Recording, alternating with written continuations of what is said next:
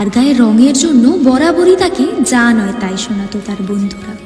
তার একজন বন্ধু তাকে বলেছিল, ছোটবেলায় মনে হয় তোকে তেল মাখিয়ে একটু বেশি রোদে রেখে দিয়েছিল, এই কারণেই এরম অবস্থা। এসব বলে সবাই মিলে তার উপর হাসাহাসি করত। সে কারোর সাথে কথা বলতে গেলেই তাকে বলা হতো, সর তো, আলো না থাকলে তো তোকে দেখাই যায় না রে, তোর সাথে আবার কি কথা বলবো।